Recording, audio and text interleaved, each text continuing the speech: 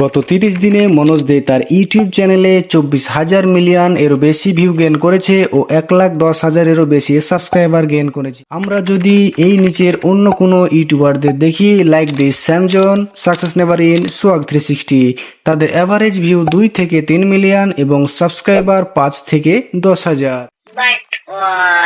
Because Manoj Dey is YouTube mastermind.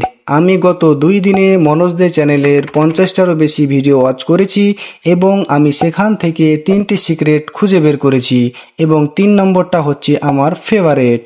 Number 1, consistency with good video.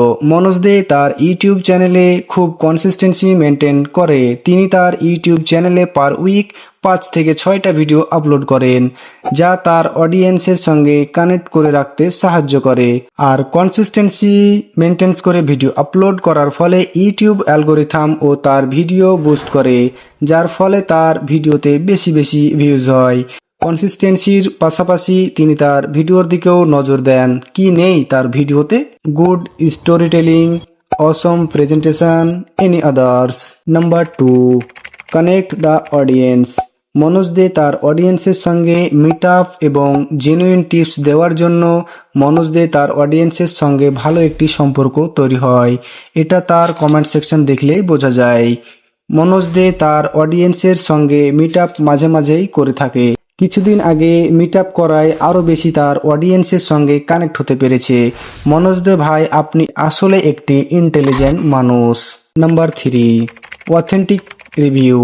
Manoj Dey তার প্রতিটা ভিডিওতে অথেন্টিক রিভিউ দিয়ে থাকে এবং যেটা ভালো সেটা ভালোই বলে আর যেটা খারাপ সেটা খারাপ। মনোজ দে এই বিষয়টি আমার পার্সোনালি খুব ভালো লাগে। এবং আমরা যদি অন্যদিকে অন্য ইউটিউবারদের দেখি, তারা কিছু টাকার বিনিময়ে খারাপকেও ভালো বলে এবং দর্শকদের ইমোশনাল নিয়ে খেলা করে, সেই জন্য দর্শকরা তাদের ভিডিও পছন্দ করে না। এসব কিছু নিয়েই মনোজ দে আজকে একজন সফল ইউটিউবার। এতক্ষণ তো তার চ্যানেলের সিক্রেট নিয়ে কথা বললাম, এবার তার চ্যানেলের আর্নিং নিয়ে চলুন কথা বলা যাক। It's just bonus information. Social ব্লাডের তথ্য অনুসারে মনোজ দের সর্বনিম্ন ইনকাম মাসে $6,000 ও সর্বোচ্চ $94,000।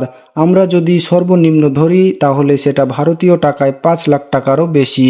এবং অন্য ইউটিউবারদের তার 3 ভাগের 1 ভাগ। তারা দর্শকদের ইমোশনাল নিয়ে খেলে। সো আজকের ভিডিওটা এই পর্যন্ত। ভিডিওটি ভালো লাগলে চ্যানেলটিকে সাবস্ক্রাইব করে দিবেন আর আপনারা পরবর্তী কী রকম ভিডিও দেখতে চান তা কমেন্ট করে জানান।